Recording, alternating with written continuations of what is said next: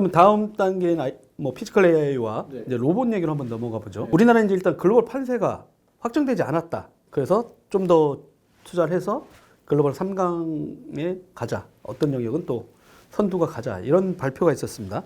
요 글로벌 3강 도약의 현실 어떻게 보십니까? 저는 대한민국이 후진국 컴플렉스를 좀 벗어날 필요가 있다라고 생각을 해요. 그러니까 UNDP라고 있어요. 그 UN 산하 기구 중 하나인데 저 UN United Nation Development Plan이라고 그래서 Developed Country가 선진국? 우리가 말하는 선진국, 개발도상국이 이제 핑. 전 세계에서 핑이 ing가 ed로 바뀐 게 딱 하나 있습니다. 그게 대한민국이에요. 한국은 산업 로봇 도입 1위였거든요. 1위예요. 그리고 왜 그러냐면 제조업이 워낙 강하잖아요. 반도체라든가 자동차. 네. 그러다 보니까 이제 다른 나라 유럽이나 이런 데는 이런 로봇 산업 로봇이 들어올 때 사회적 합의가 필요하거든요. 그러니까 정부라든가 뭐 노조 뭐 이게 사업주들끼리 그 전체적인 컨센서스를 모아서 아 로봇이 들어오면 당연히 사람이 일하는 건 자리는 줄어드니까 어느 선까지 몇 %씩까지 열어줄 거냐 이런 게 이제 좀 유럽 분들은 그게 좀 자연스러운 것 같아요. 근데 이제 우리나라 같은 경우는 집단적으로 이제 해외로 나가기도 했고 공장이. 우리는 네. 그렇죠. 근데 이제 그러다 보니까 실제 깜짝깜짝 놀래거든요. 우리나라가 도입률 1위예요. 그리고 1인당 네. 1220대 정도. 네, 맞습니다. 그리고 근데 생산하는 건 1%. 그러니까 로봇 쪽에. 근데 중국은 89.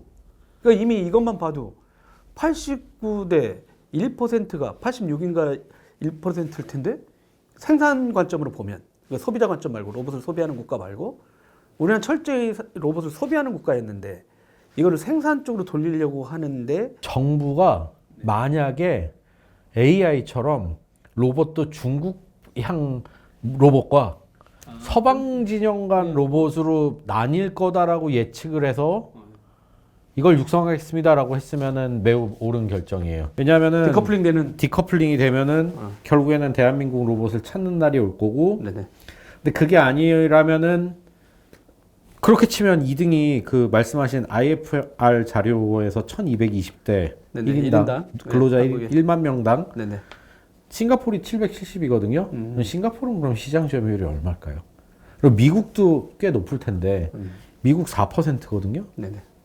그렇다고 아무도 미국이 로봇 약소국이라고 얘기하지 않아요. 그러니까 이거를 다 우리가 하겠소라고 얘기를 하는 순간 그러니까 클라우드로 치면은 야 GPU도 우리가 만들고 메모리도 우리가 만들고 AIM은 우리 다 할 거야. 왜냐면 한국 사람들이 만드는 걸 좋아하나? 만드는 걸 좋아하기도 하는데 이걸 뭐 격차를 뭐 휴머노이드를 골든 타임이다라고 하는데 이걸 통해서 그러니까 여기 보면 뭐 정부 자료에 보면 카이스트가 뭐 챌린지 우승했고 서울대랑 부산대가 로버컵 대회 우승했으니까 근데요 대학교가 실험실에서 만들어서 운영하는 거랑 상용하는 거는 완전 다른 단계예요. 근데 이 대표는 약간 피지컬 AI나 이런 쪽에서는 약간 그래도 여전히 뭔가 한국이 아 그거는 좀 다른가? 그러니까 로봇하고는 좀 다른. 이게 하드웨어 그러니까 여기서 잘 쓰는 국가에서 잘 만드는 국가인데 네네. 그렇죠. 여기서 한 가지 제가 빼먹은 게 뭐냐면 네네. 그러니까 여기 데이터 확보가 시급하고 뭐 네네네. 로봇도 그렇고 그러니까 로봇을 여기다 써놨는데 이게 피지컬 AI랑 로봇이랑 좀 섞여 있는 것 같거든요. 그쵸. 저는 로봇도 결국에는 하드웨어는 어느 정도 마치 예전 용산 조립 PC처럼 커머더티와 그러니까 결국 앞서 저희가 메모리 값이 떨어질 거라고 그랬잖아요. 그렇죠. 그럼 로봇용 엣지 반도체도 엄청 많이 생산하면 지금보다 로봇 값이 떨어질 거예요. 그렇죠. 그러면 로봇을 돌리는 데이터가 중요하겠죠. 로봇은 좀 그러면 물리적인 관점에서 다르게 보시더라도 그러면 아까 말한 피지컬 AI 쪽 네. 이거에 대한 어떤 가치 그리고 이제 키워드였잖아요. 피지컬 AI가. 피지컬 AI가 어떻게 지역이 보세요? 새만금 대경권을 양축으로 뭐 로봇 생산 기술 확보 뭐 이렇게 나오고 하는데 저는 일단 새만금이나 이쪽 대경권으로 해서 갖고 간다는 것 자체는 매우 훌륭하게 봅니다. 왜냐하면 결국 제조 데이터가 중요하고 네네.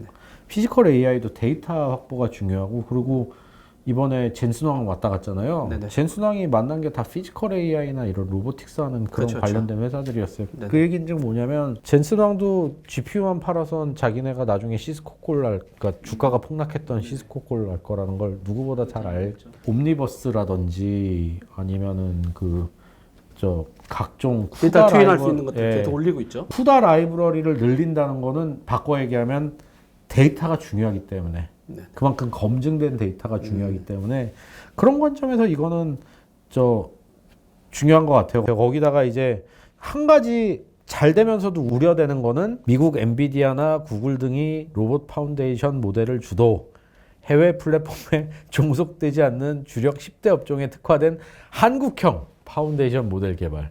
맞는 얘기긴 한데요. 이게 한국형이 들어가면은 갈라파고스화가 되는 경우들 너무 많이 봐서 이거 좀 균형을 잘 맞춰야 될 것 같습니다. 그리고 3대 취약 부품, 뭐 액추에이터, 로봇손, 센서 관련 전용 R&D 신설 제발 좀 잘 투입돼서 예산이 제대로 쓰여가지고 나오길 바라겠습니다. 아니 연간 보너스를 얼마씩 받는다고 생각해 보세요. 저는요 무슨 생각을 하냐면 로봇으로 돈 벌잖아요. 1만 명이 아니라 10만 명이 몰립니다. 그러니까 이거를 그러니까 아직까지 그 개발도상국 마인드라고 저는 왜 생각이 드냐면 양성은 시장이 하는 거고요. 이번에도 저는 그래도 이걸 좀 좋게 보는 거는 네. 정부가 800조 쓴다고 그랬으면은 뭐야 또 얼마나 이걸 이렇게 하나 그렇죠. 하는데 민간이죠. 민간이 들어오는 거고 네네. 이 분명히 베네핏이 그러니까 네네. 이익이 되니까 들어온 그렇죠. 거거든요. 삼성이나 SK가. 저는 그렇게 생각이 돼요. 근데 네. 보시면 이제 피지컬 AI 할 때마다 우리나라 이제 돌봄 서비스나 국방이라는 게 함청 있잖아요. 네. 그러니까 이게 만든 것들이 적용될 수 있는 곳이 뭐 공공, 제조 네. 이런 쪽 파트에 워낙 많으니까 네. 이런 게 좀 이런 사업할 때도 진짜 시너지가 나겠죠. 나겠죠. 이게 그 저번 방송에서도 말씀드렸지만 기술을 발전시켜서 기술로 세상을 바꾸겠다 그러면 그걸 쓰는 사람은 안 생기는데 이게 진짜 필요해서 이 기술이 필요해서 만들어진 기술은 확산이 돼요. 근데 대한민국도 그렇고 대만도 그렇고 유럽연합도 그렇고 일본도 그렇고 이 네 나라는 되게 개발된 국가고 출산율도 많이 떨어지고 있고 이민자 빼고요. 그리고 고령화가 되게 심해지는 나라예요. 그래서 정상적으로 인구 곱하기 경제 파워를 곱하면은 대한민국도 인도네시아한테 역전당할 날이 멀지가 않았고 나이지리아가 세계 5대 강국이 되고요. 그 얘기하면 다들 에이 설마요 이런데 맞습니다, 여러분. 근데 만약에 피지컬 AI가 되고 로봇 숫자가 그 나라의 경제력을 측정하는 지표가 되는 순간 달라지는구나. 물리적인 숫자는 중요하지 않군요. 미국을 비롯해서 대한민국, 뭐 영국, 프랑스, 독일, 일본, 뭐 대만 이런 나라들이 기득권을 유지하게 되죠. 예. 인구수 곱하기 경제력이 아니라 AI 토큰을 얼마나 많이 생산하고 그 피지컬 AI에 대한 어덥션 레이트, 그러니까 도입률이 얼마나 높고 그 지표가 아마 나올 거예요. 제가 이제 왜 그런 말씀이나 이렇게 드렸냐면, 저는 저번에 이제 미국에 갔을 때 거기 이제 MIT 출신 학생이었어요. 근데 이 친구가 연구를 해봤더니 AWS라든가 아마존이라든가 그 다음에 이제 거기 월마트라든가 이런 쪽의 로봇은 진짜 산업형 로봇들이잖아요. 엄청 물류창고를 새롭게 짓고. 근데 제가 이렇게 막 조사해 보니까 미국의 S&P 뭐 500이다, 뭐 아니면 1000이다 이렇게 해가지고 근데 상당히 많은 제조업이 있는데 여기가 인력들이 모자란 거. 미국도 똑같이 공장에서 일하기 힘들어하고 안 오고 인건비도 별로 안 주고 근데 불법 체류자들이 많았던 동네니까.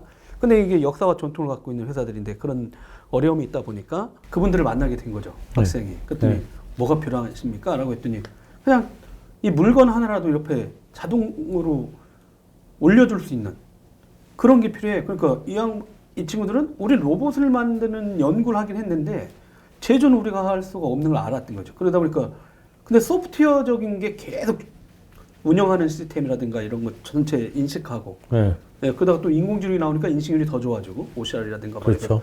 위치 추적 같은 것도 그 기술 나오면 또 빨리 하고 그러니까 이 전체의 공장에 원래 필요했던 분들한테 물리적인 로봇을 갖다 주지만 운영 전체를 할 수 있고 기술 계속 업그레이드하는 그거 갔더니 너무 좋아한다는 거예요. 그러니까 전 그 얘기 들었을 때 약간 뒤통수 맞았거든요. 우리나라의 로봇 이슈는 다 첨단 산업 쪽의 큰 공장에서 얘기돼요. 근데 반대로 보면 우리나라 중소기업들이 있거든요. 예, 맞습니다.